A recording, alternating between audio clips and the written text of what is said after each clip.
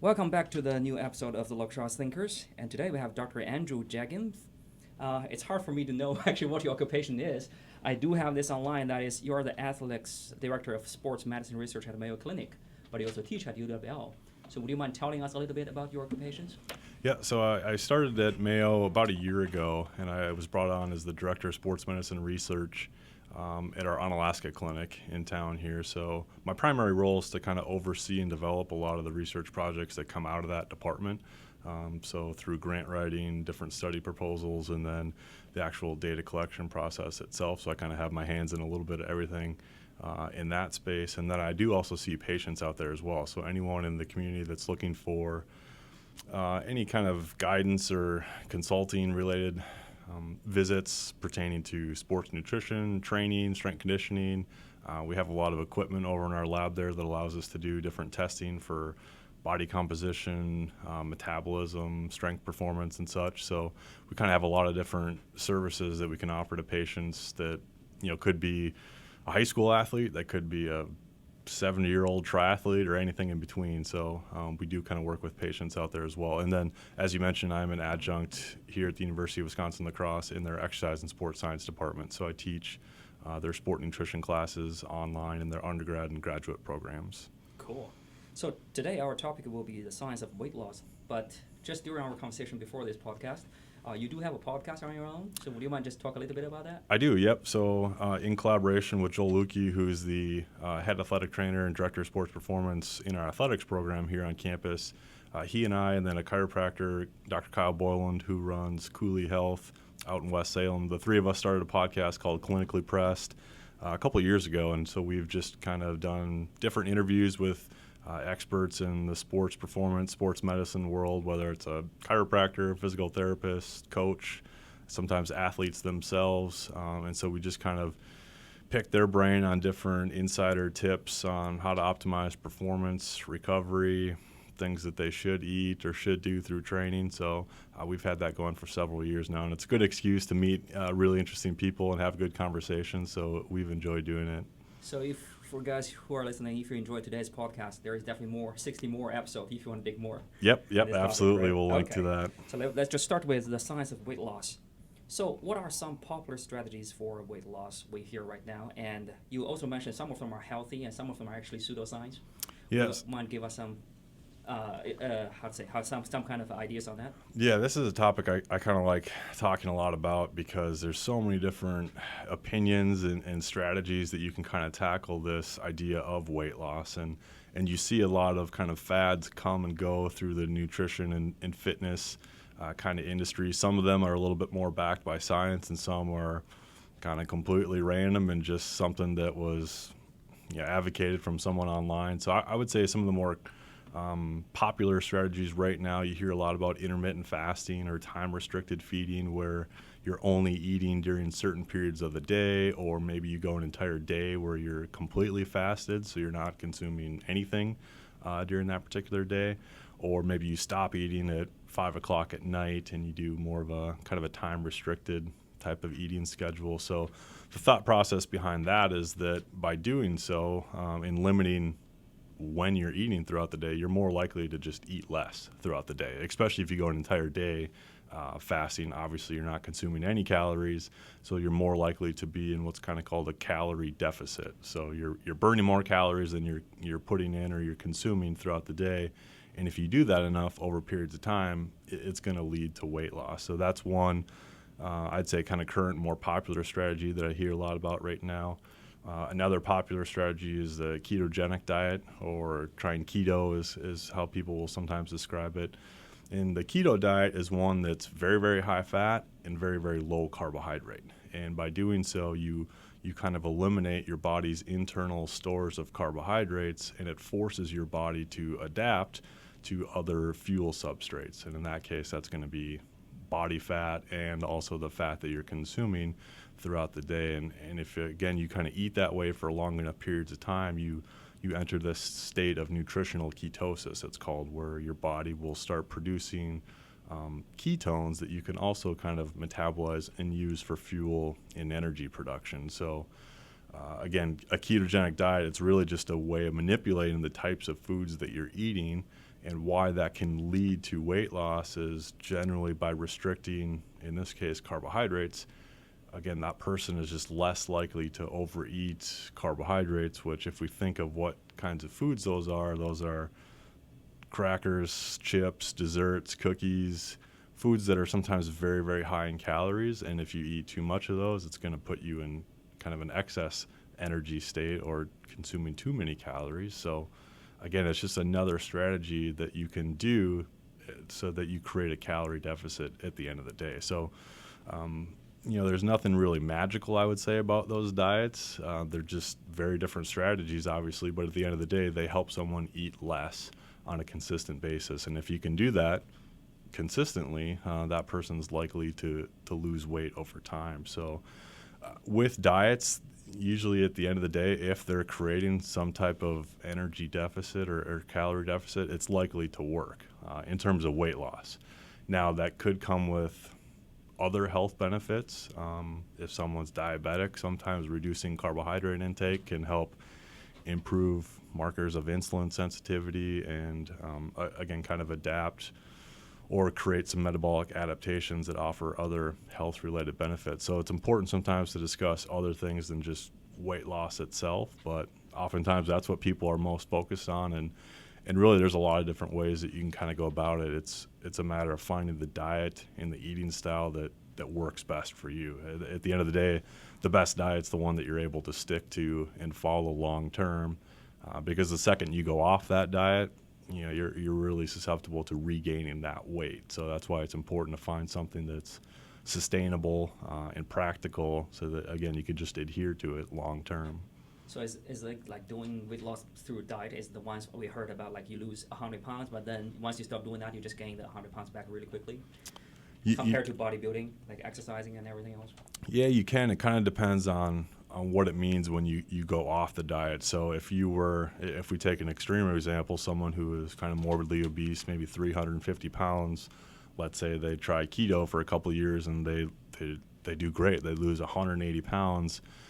If the second they go off that diet, they revert back to their old ways of eating, whether it's the carbohydrates alone that were the problem, but if they just consume excess calories, slowly that weight can come back on. So really, if you look at permanent weight loss and making long-term sustainable kind of body transformation changes, you have to create a new way of eating altogether. And you really have to adhere to that long-term, because if you don't, you're going to revert back to your old ways. It's not going to happen overnight, but yeah, you'll slowly gain that weight back and kind of get back to where you were if you go back to those eating styles. So it's not some like one-time payment you pay, you get lost. It's more like change your behavior for the rest of your life, just change your lifestyle to another way. Yep, absolutely. And you see the same, people don't just gain 200 pounds overnight. It was slowly over a couple decades that maybe they were less active, ate too much, and they slowly got up to that 350 pounds, and so we see the same thing go in the other direction. It's little changes over time that lead to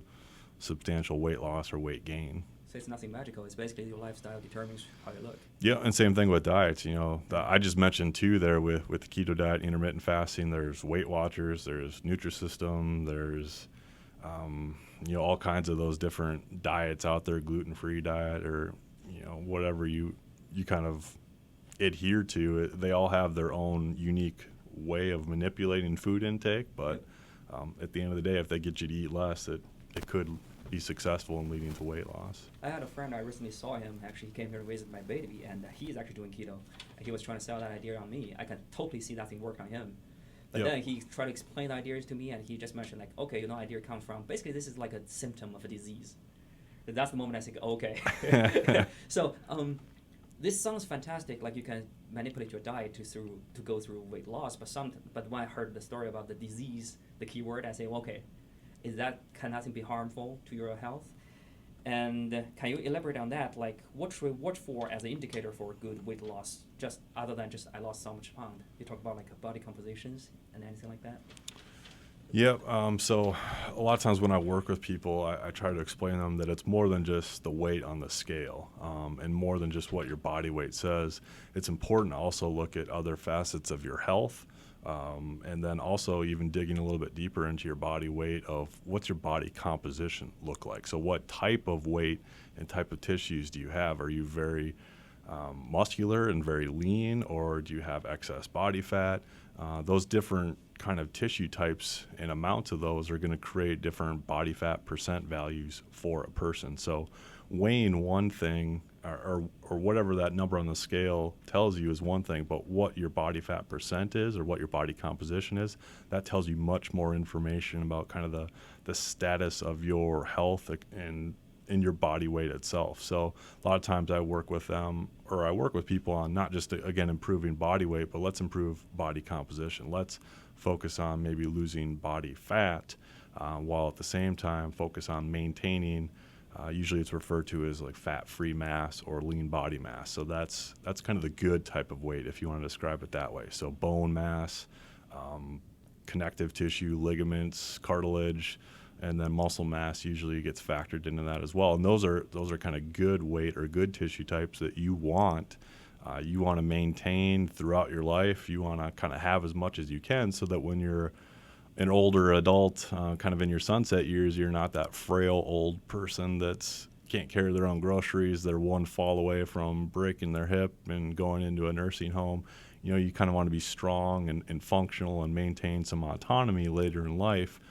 So it's important to maintain that fat-free mass or lean body mass as best you can. And where sometimes people will run into problems is they go through this big weight loss transformation, but they may have lost a lot of muscle mass throughout that process. And that's not a type of change that you really want. So you kind of want to be strategic about, well, what type of weight are you losing? And that's why, again, focusing on body composition just tends to tell a little bit much more about the story. But in the same regard, some people can kind of be frustrated because you could take someone that starts a new diet and exercise program. They could lose a lot of body fat, but they could also put on maybe 2 or 3 pounds of muscle. So at the end of the day, your body weight hasn't changed. It's kind of a wash, but you've made really good improvements in your body composition, and you probably look better, feel better, your clothes fit better, you're probably healthier, but that number on the scale didn't move at all. And sometimes people they get frustrated because they're really hung up on, well, I didn't lose any weight. This new program doesn't work.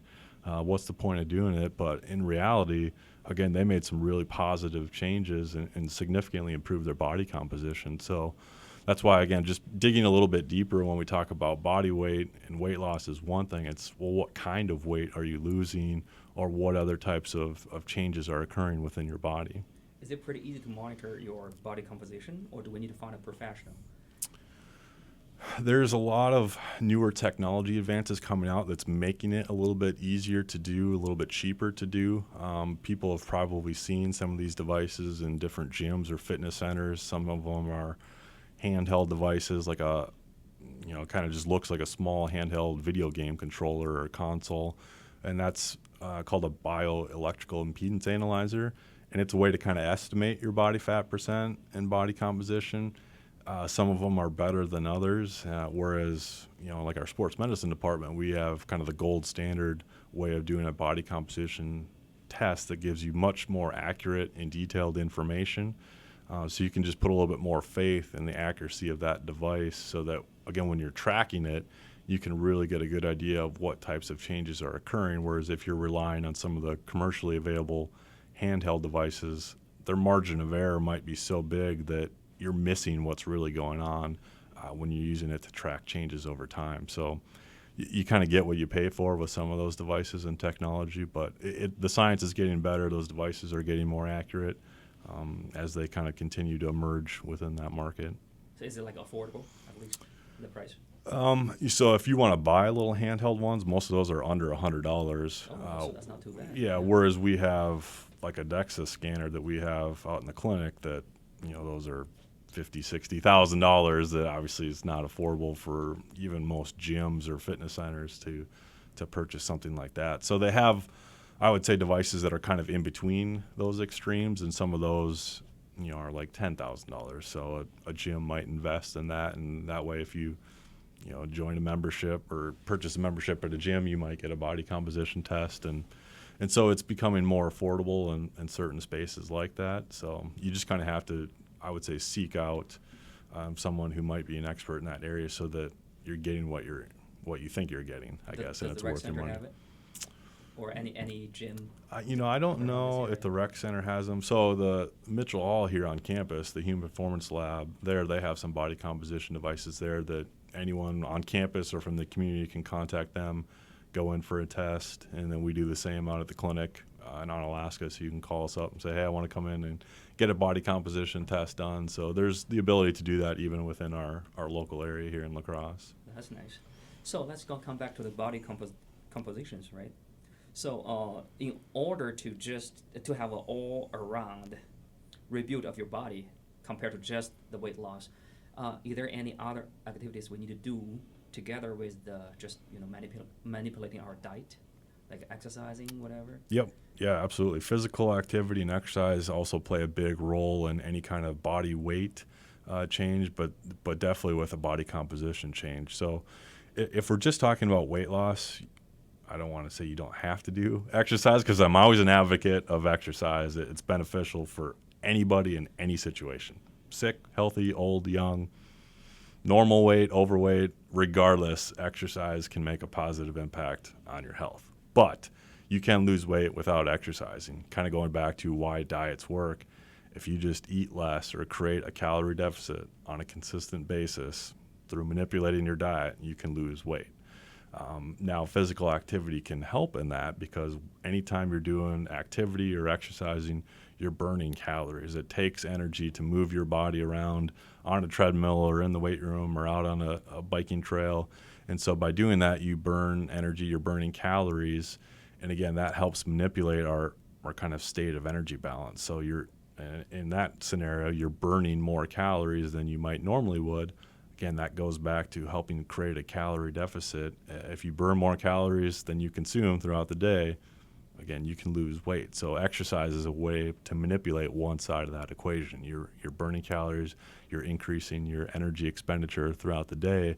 That might make it easier for you to be in that calorie deficit to lose weight. So kind of combining diet and activity is really the best approach, because that's a little bit more feasible and easier to kind of manipulate your energy balance in a way that's going to help you lose weight. And then also they complement each other really well with, again, some of the other health-related benefits. So with weight loss, again, both can be a helpful tool to help you get to that end goal. And then if we look at changing body composition, exercise plays even a bigger role in that, because sometimes, again, if you go through a big weight loss transformation and you don't necessarily eat the right things or you don't do any activity with it, you can lose a lot of fat, but you could also lose a lot of muscle mass. And it's kind of a stark way of putting it, but you can get skinny fat is a way that I kind of describe it, where that person lost a lot of weight. Their weight is closer to what they want it to, but they still have a lot of body fat, and they have kind of a poor body composition because they've lost a lot of muscle going through that change. Now, if you were to take that person and instead maybe increase their protein intake, maybe add in some resistance training a couple days a week, those two things will help them maintain their muscle mass when they go through that weight loss program, and that's going to help them maintain that so that you don't see that kind of skinny fat at the end of the day, where they've lost some weight, but they've also improved body composition, they've maintained their lean body mass, and those are all really positive changes that will help them maintain those changes kind of throughout the rest of their lifespan. So being strategic not only with the diet, but also with what kind of activity or what kind of exercising you're adding into the picture can really help manipulate your body composition in a certain way. That's really cool. So I don't know if you can offer this, but let's say we imagine in the ideal world for a student here. Can you give us a rough idea what will be like a good strategy, like what kind of diet combined with what kind of activity for how long a day, which is affordable for like a student level? Mm-hmm. Would you like a rough strategic planning of activities to do weight loss, the best combination? Yeah, for exercise, I think, in my opinion, and there's a lot of evidence to support it as well, it's really best to do a little bit of everything. So what that means is doing maybe 2 days a week you're doing some type of aerobic or cardiovascular training. So that's getting on a bike, going out for a jog, hopping on an elliptical at the rec center. It's in the middle of winter right now, so there's not a lot of outdoor options. So doing something like that 2 days a week. Maybe 2 days a week you also do some full body strength training. So you go into the weight room at the rec center, do 8 to 10 different exercises in there when you're doing some form of resistance training. And then kind of in between there, it can be a part of those particular exercise sessions, or this is stuff that you can kind of do just periodically throughout the day. But I'm a big advocate of doing kind of regular mobility or stretching, yoga type, body movements where you're just moving, in today's society.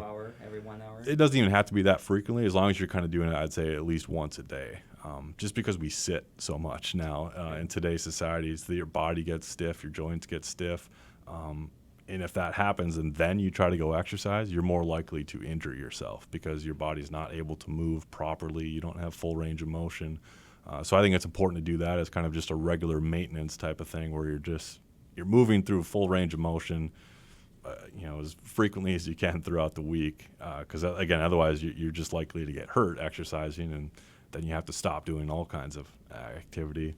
And then I would say the last one, it's not even really exercise. It's just trying to break up long periods of sitting. So for students, they usually are kind of okay in that regard because a lot of them have to walk to campus. Yeah, they're walking across campus, getting from class to class. But some days there's days where I go into work, I sit at my desk and I don't leave till the end of the day, and I look at my watch. It's like, geez, I only took 2,000 steps today, and that's really what we want to try to avoid. So just moving throughout the day. It doesn't have to be rigorous exercise, but if you can just move consistently throughout the day, again, that goes a long way over long periods of time. So it doesn't have to be an advanced training program. You do a couple cardio sessions, a couple strength training sessions, and then just trying to promote activity throughout your week as best you can.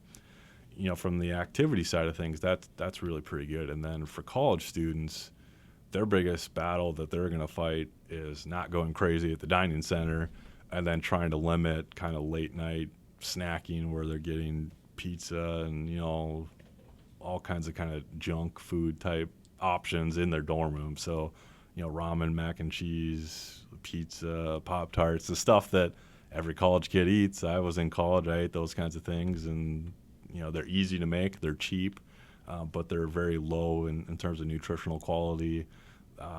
People are likely to kind of overeat on them. A lot of those snack type foods are really highly processed. They're really highly kind of satiable is what it's called, where they're loaded with salt, sugar, things that make you want to eat more of it. So that's going to be kind of their biggest battle in terms of fighting weight gain. A lot of times people joke about the freshman 15 where you switch from home-cooked meals, maybe some healthier options, and now you're living on your own. You have, dining center buffet styles of foods where you just have as much food as you want, or you can hit the ice cream sundae station every day, every meal. So it's just making smarter choices throughout the week that will help not only prevent that weight gain, but if they're trying to lose weight, obviously those aren't going to be their best options to be relying on. And then, around here, again, that we have to worry about excess alcohol consumption, too, on the weekends. So obviously those are highly caloric beverages, and if you have, too many of them, that's a lot of extra calories that you're adding in on the weekends that throughout your semester or the year long, it just extra calories that can add up and make you more prone to add weight throughout the year. How big of a damage does alcohol do on your body composition? In moderation, it's not going to be completely detrimental, but they're excess calories that you don't really need otherwise. They don't really have a lot of nutritional value. It's just extra calories that add up in your daily intake totals. So if you have one or two beers, a couple days a week, that's not really that bad, I guess, in terms of excess calories that are going to add up to a lot of weight gain. But if you do 5 to 10 beers on the weekends, a couple nights a week, that could be 500 to 1,000 extra calories in just alcohol. Yeah, I mean, a standard alcoholic drink probably has anywhere from 100 to 150 60 calories in it. So that's just one. If you, again, have 3 to 5 of those at a sitting, that could add up close to 1,000 calories pretty quick. And if you're trying to follow a 2,000 calorie a day diet to maintain your weight, that could be 1,000 of those calories right there that provides, pretty much no nutritional value. So you're not getting a lot of the other nutrients and vitamins and minerals that you need to make other kind of positive life changes, I guess, or impact your health in a positive way. So not to say you can't lose weight and still enjoy alcohol on an occasional basis. It's certainly doable. You just have to kind of manage, again, okay, I'm having a few drinks tonight, maybe I'll eat a little bit less, or I won't have my regular snack, so that at the end of the day, my calorie intake total is where it needs to be. So there's ways to do it. It's just kind of in moderation is going to be key. So basically self-discipline and self-moderation should be the key. Right. You need to be aware of what you're eating. Yep. And again, the problem is sometimes if, let's say it's a Friday night, people are going out for a couple drinks, they're also more likely to get some wings or popcorn or pizza to go with it, and that's where you really see. You don't feel much difference between 2 beers and 5 beers, right? So yeah, it can go easily up. Yep. And then you pair kind of junk food with that, and those calories will add up really, really quick, and that's how a lot of people will just kind of increase body weight without really thinking much of it. I really like your words on this. It's just like one weekend night like that, I ordered 10 chicken wings and 5 beers, which is comparable to how many hours of effort of my diet and exercise during weekdays. It's like if I do that thing once, it destroys 4 days of 4 days of my work, then I will probably quit doing that. Right.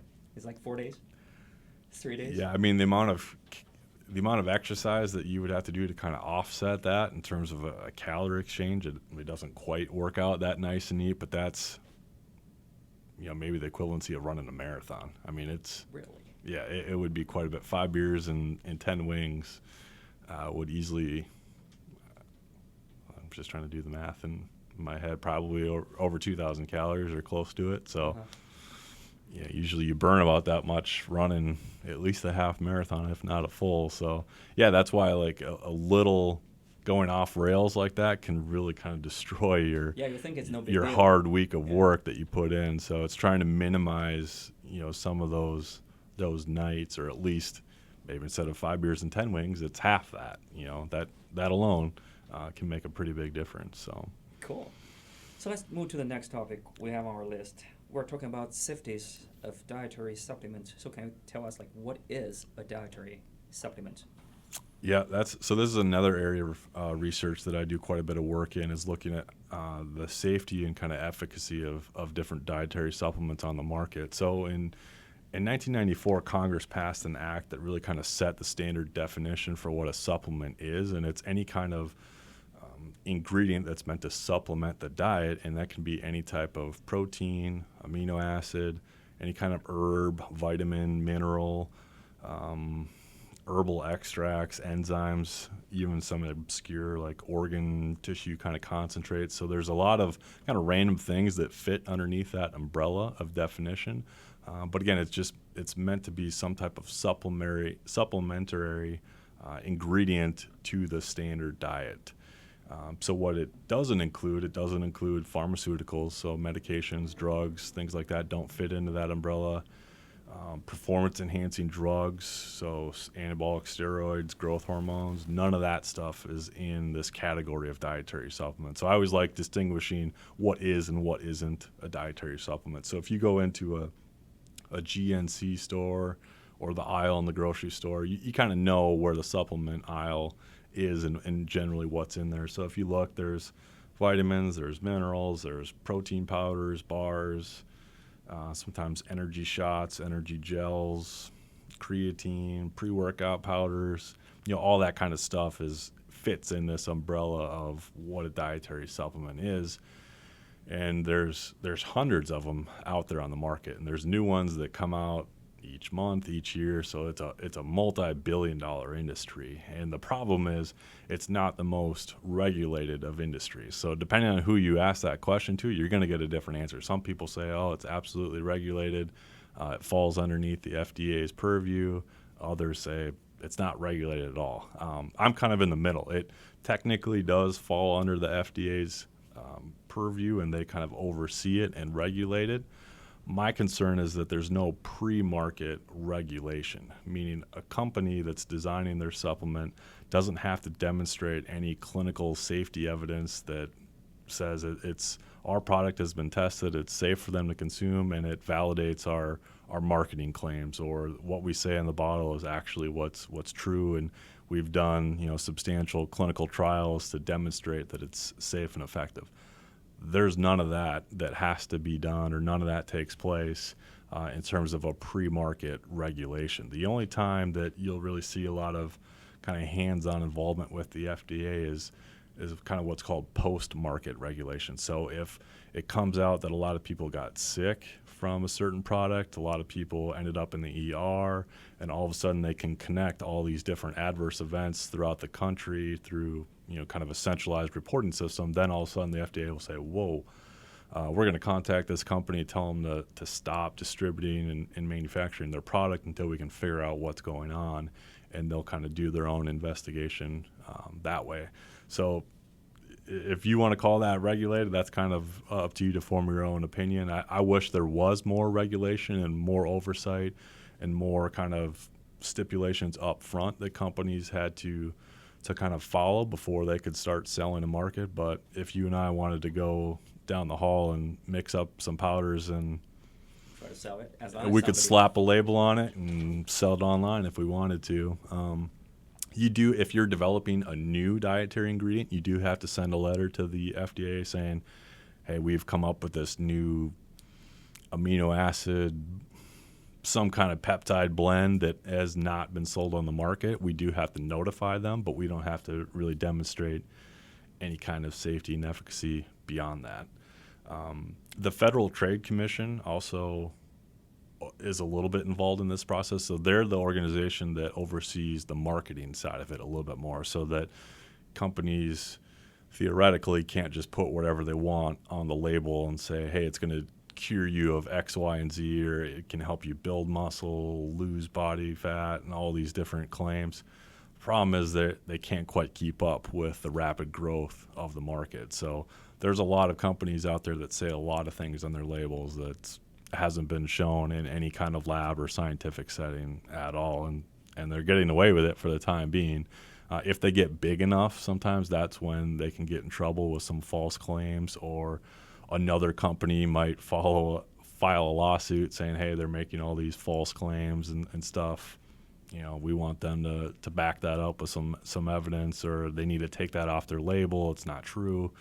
So it's not a perfect system by any means, but again, the challenge is that market just grows so quick. There's so many new products. It's hard to kind of keep up with all of them, and each one has its own formula. It has its own claims of things that it says that it can help with or do. So there's no real easy answer even to ask, or if someone asks, are they safe or do they work? Like, well, it depends on that particular product, on that brand.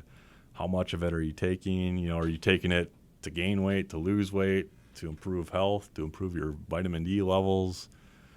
So it's kind of a loaded question, even trying to answer. Do they work? Do they safe?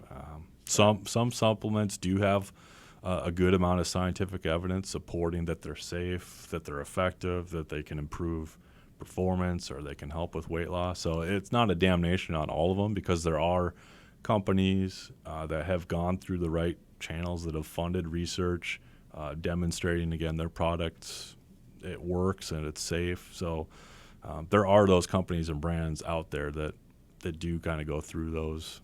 So as a normal person, right, if you just gave me like 100 different kind of supplements, how should I go to pursue like which one works and which one doesn't? Should I look for brand, company, personal reference? Or? Yeah, you almost want to try to find someone like me that has expertise in that area that can kind of guide you in the right direction, or give you yep, no. I have all kinds of friends that will text me pictures of a supplement, and they will be like, is this worth my money? And I'll kind of give them a sure, or yes, no.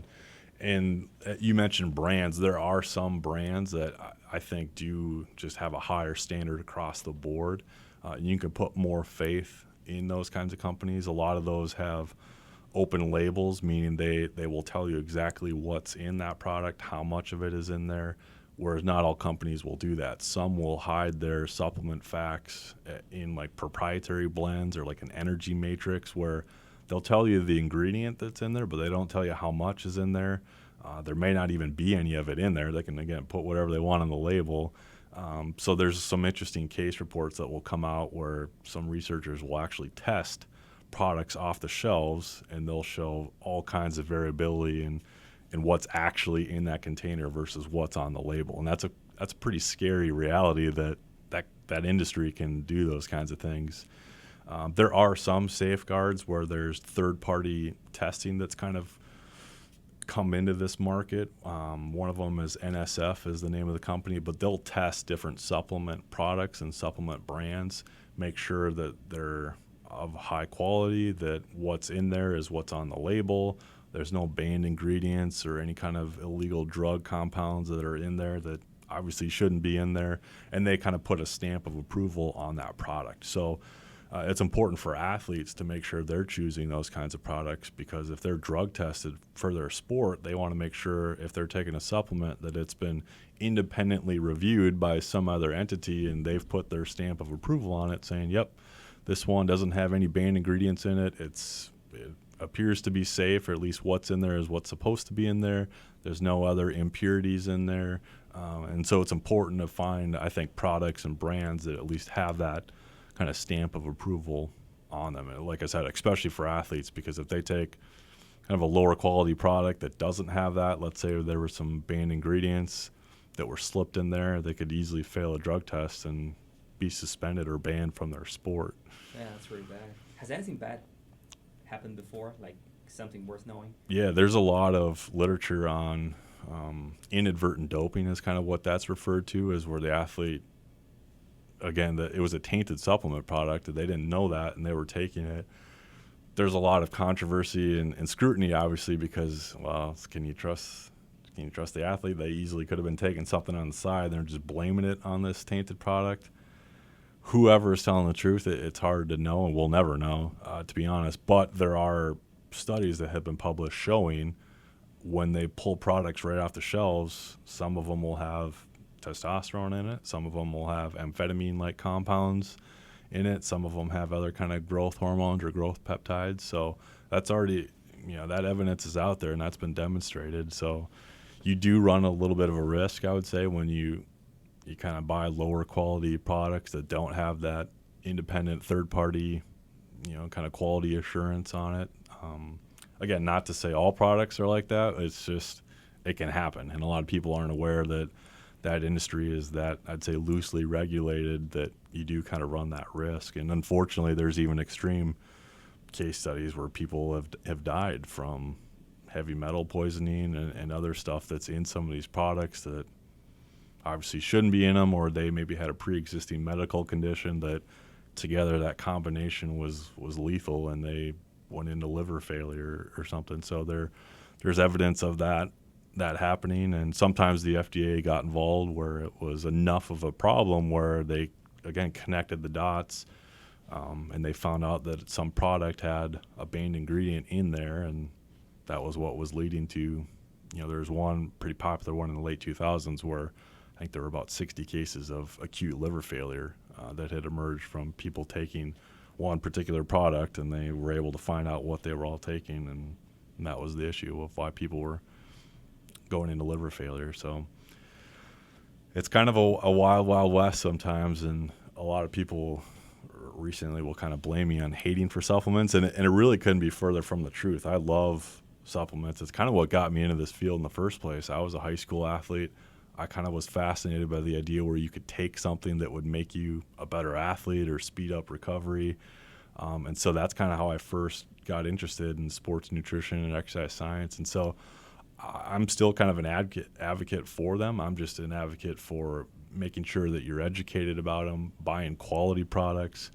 I'm a big advocate of supplement manufacturers doing the right thing, making products the right way, and not trying to skip corners and just make a quick buck. So I think there certainly are supplements out there that can help improve different components of health. There's certainly ones that can improve performance. It's just a matter of making sure that you're choosing the right ones. Yeah, that's one question I have is actually, I came from China. So our culture actually believes in balance. So if you temporarily boost your performance in a certain area, then automatically we think, okay, long term you definitely harm yourself in a certain way. Is that the case with dietary supplements? Especially for people who do not need the performance as athlete.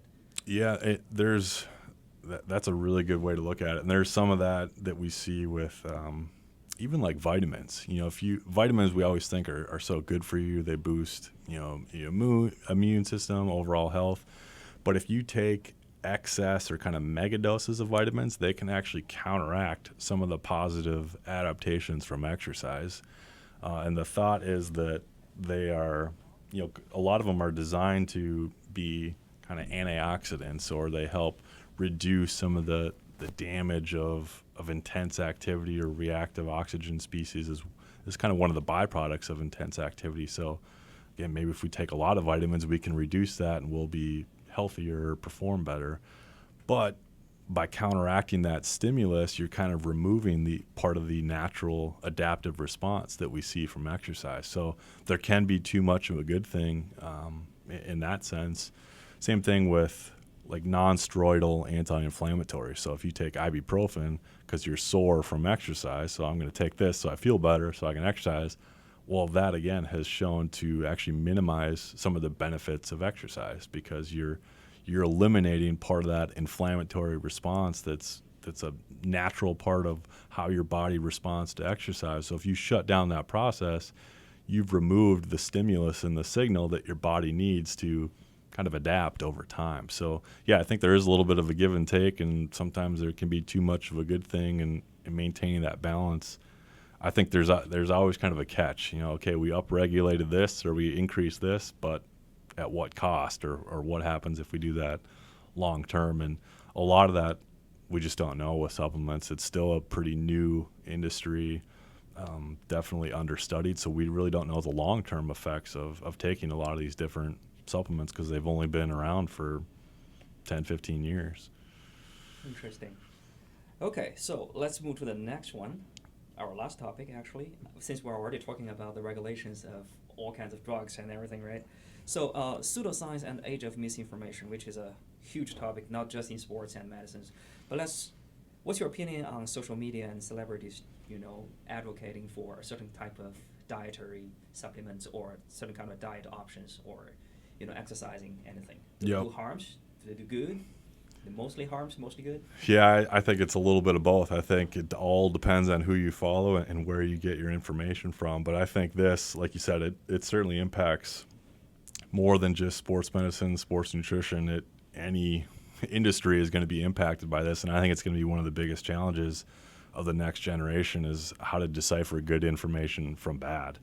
And the spread of misinformation and pseudoscience can be detrimental to, I think, any industry, public health, sports performance, sports medicine, economics, whatever. I think it can be really detrimental. And I kind of have a little bit more expertise, obviously, in the sports nutrition and performance side of it. And same thing, there's people that just spew all kinds of misinformation or anecdotal reports, and they just promote it like it's hard truth that's been substantiated by years of scientific evidence, when it's like, no, none of that has been proven. None of it's been supported by any scientific evidence. It's kind of you just read that on a blog, or you just passed it along from something you heard. And it's kind of funny, because when I was watching the TV, I don't watch TV now, but every time I see a TV ad, they always put a doctor there and just say, hey, this is your drug we developed. Whatever they were trying to pretend they were doing, it's just like you put a guy look like a doctor and make him dress in white and start saying things. That's, I think,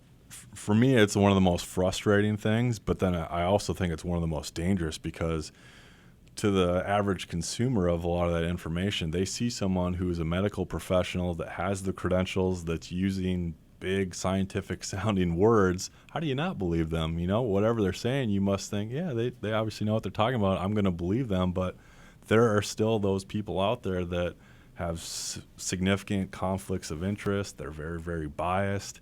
They might say they're evidence-based, but they kind of cherry pick science in a way that just manipulates what they're saying or manipulates the evidence in a way that it supports whatever their bias is. And I think that's really dangerous because people don't know whether or not they can believe them or not. And so I think people use their credentials sometimes in a way that manipulates the truth, and it's spreading misinformation and pseudo information that, again, the average person's not going to know that that's wrong or not. They're just going to say, hey, I heard this from a doctor. Obviously, they're an expert, so I'm going to listen to them, and it's not always the case. So, I again, kind of going back to it, it all depends on who you're following. Some people are really, really good, some not so good. And I think some easy ways to kind of try to filter that out is if someone is very, very dogmatic about what they're telling you, or you have to do it this way, or you can't eat this, you have to eat this. If they say those kinds of phrases, they're probably someone that's very heavily biased, because that's not how the world works. There's a lot of different approaches to even going back to weight loss, right? I said there's about 4 or 5 different diets, obviously, that can work in different ways. So that's how a lot of different things work. There's more than one way to lose weight. There's more than one way to improve performance, to improve body composition. So if someone's saying you have to do it their way, or you're wrong, or it's not going to work, that's kind of a warning sign that there's something else to the story. They're biased. There's a conflict of interest. They're maybe trying to sell you a certain diet, or they own a supplement line that they get a kickback from, and so just something that's kind of driving that bias that you might have to dig a little bit deeper to find out why they are so again, kind of dogmatic about what they say and believe, or they're only presenting one way to do it. To me, that's just kind of a warning sign that they're not truly evidence-based. They haven't gathered all the information and kind of said, well, here's one way to do it. Here's another way. It might not be as effective, but it'll still work. Here's another way. So if they present information or strategies that way, me personally, I just tend to believe them a little bit more, because I think that they really have done their homework and done their research and kind of have a better all-around understanding of it. That's interesting. Because if I think about how I read those kind of things, let's say I Google weight loss or supplements, and some guy just jump out and say, hey, I've been a body coach for 20 years. I cannot tell how many people destroy themselves by using this and that. So whatever people tell you, don't believe them. There's only one way. I don't hear you saying this, actually I tend to trust this guy more because he sounds so sure, and he actually give you the reason why the other ones doesn't work, or at least provide some evidence which you cannot verify. Like, I've seen 20 people destroying themselves. Yep. Who are these 20 people? So maybe Right. he just made it up. So if I just think about the way I read news, actually I tend to trust these guys more. But now listen to you talk about it, I think, it makes more sense to And that's the hard thing with social media. Anyone who is a salesman and good at marketing can sometimes now be an expert in that area, where they're not really an expert in the content. They're just an expert in social media, marketing strategies, and they are kind of slick like a salesman. They can sell you anything and just spin it in a way that, man, that sounds so believable. Or they have all these pre and post pictures, they have a story, or they have a lot of this anecdotal evidence, or the message sounds really powerful and it makes sense, it must be true. It's like, well, not always. They might just be an expert in social media, and that's the problem nowadays is, again, that sometimes is the loudest voice in the room. So they get the most views, they get the most clicks, likes, attention, followers. So now all of a sudden they're an expert, and we kind of are in this age of the influencer, so social media influencers, they make a career out of it sometimes just because they have so many followers that people think they're an expert and they're the go-to person. And really what's hard in the fitness industry, they may look the part, they may look very lean, very muscular. So, they, again, must know what they're talking about. Look at their physique. They obviously know it works. Again, not always. They might have found something that works for them, or they may have also used, let's say they're on steroids and they're not disclosing that. Follow my workout program or my diet and you'll look ripped like me. Oh, by the way, I'm also using steroids on the side to help me get this physique. You don't know that. You can't see the behind-the-scenes stuff of what they're actually doing to maybe look a certain way. So if they're saying, follow my diet, that's all you have to do, and you'll look great in a swimsuit like me, again, you don't know. They may be doing 7 days a week of intense training. They may do all kinds of different diets. They may even take some drugs.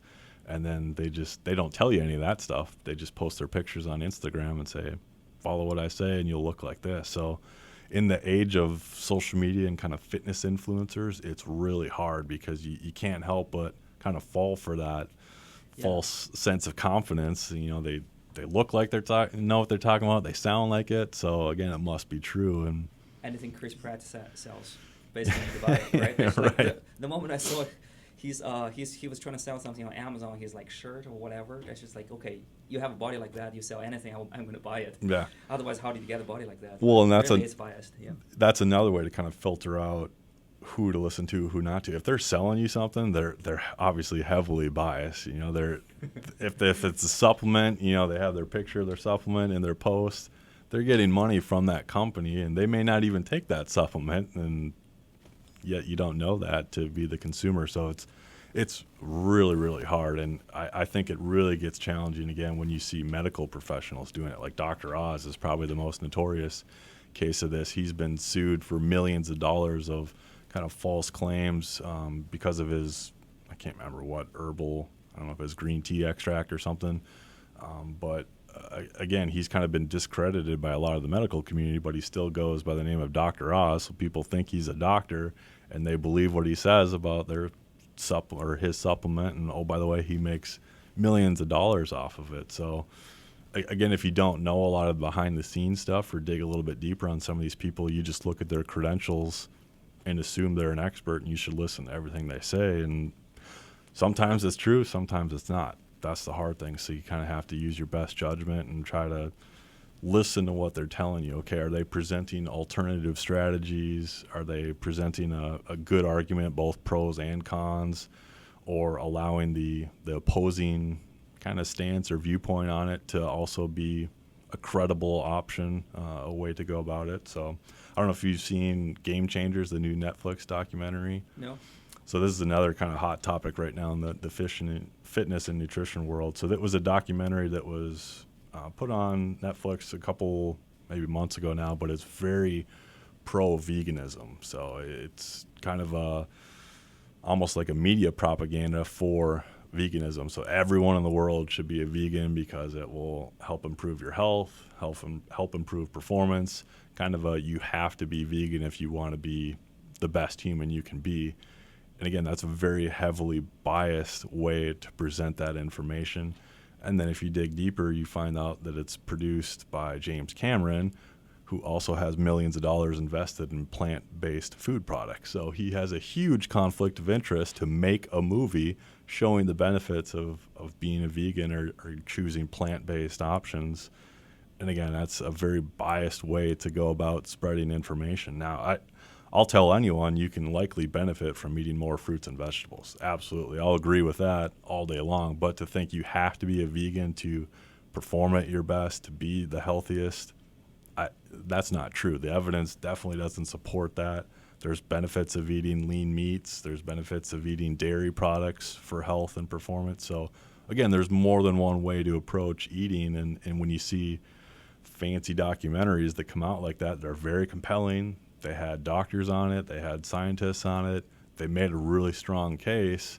But if you're an expert in the nutrition and kind of fitness world, you know that there's a ton of bias in that. There's a ton of conflicts of interest. They only presented one side of the argument, and it's just a lot of it's not true. So to the consumer, they may or may not know that, but experts hopefully can stand up and be advocates of the truth and say, hey, there's more than one way that you can eat to perform and be at your best. So it's just going to be a challenge moving forward, and it's something that I don't know how to stop the spread of misinformation, but it can be really dangerous, I think, if it just continues to be so widespread. So the general advice to people who are using those kind of product or activities are probably just make sure you do the research before you jump into anything. Yep. So for supplements, one of my favorite resources to point people to is examine.com. If there's a way to link it, but I think it's one of the best kind of objective companies that all they really do are write reviews on supplements. So they'll tell you what the science shows, they'll tell you what the product is, what it's supposed to do, if there's any evidence to support it.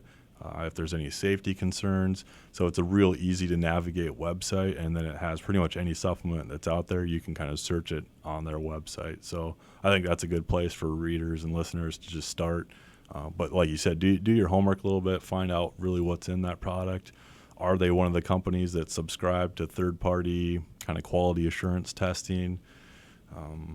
And then if there's any scientific evidence to support it before you spend, people spend hundreds of dollars a month on supplements when it could be a complete waste of money, or it could even be dangerous, and you're literally spending hundreds of dollars to do more harm than good when you could just purchase fresh fruits and vegetables and whole foods that will get you much more positive results and might even be cheaper also, than the supplement. So and those consequences may take months or even years to show, like the harm and everything. So it's really hard to tell, to associate with what we take and what you actually end up having. Yep, exactly. It's really difficult. So is it safe to trust people's recommendations, like people because let's say this, how much is the variabilities among different people? Like things work on you, will that basically work on me, or actually different people will have very different appetite of those kind of things? I would say very different responses, but there is going to be some variability from person to person,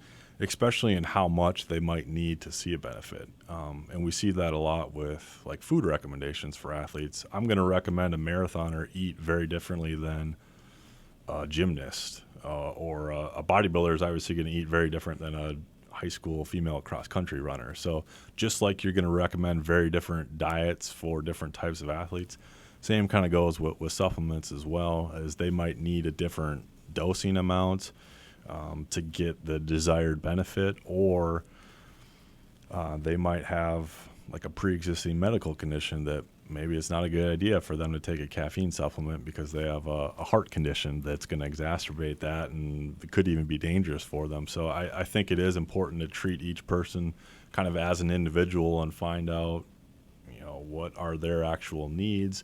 Do they even need it? That's another important question to ask yourself. So one of the supplements that I personally take is vitamin D. We live in a part of the country that people are very susceptible to vitamin D deficiencies in the wintertime because we don't see the sun a lot, obviously, when it's 30 below out. So that's something that's probably good for people who live at higher latitudes in the wintertime to maybe take vitamin D as a supplement. But I wouldn't tell that to someone living in Florida because they get plenty of sunshine and they're likely not deficient at all, so they wouldn't need to take vitamin D. So again, we kind of have to look at each person, what their needs are, what does their diet look like, do they have any deficiencies in their diet that they might need to supplement with to make sure they're kind of meeting their nutritional needs. So you have to kind of dig a little bit deeper. You can't just kind of blanket recommend a supplement for everyone and think it's going to be a cure-all for them. So you got some recommendations from your friends, say, hey, this worked on me, I took it for 2 months, I grew, what kind of muscle. You should actually still just take that thing as a resource of information, but don't trust it completely because what works on him may not work on you. Yep. You have different kind of bodies, different location, different diet, everything is different. Yep, exactly. Interesting. Okay, I think we hit the almost 1 hour benchmark. Thank you so much for joining us. I learned a lot about weight loss. Good. And if you mentioned, we mentioned this during our email conversation that eventually you want to put on a website.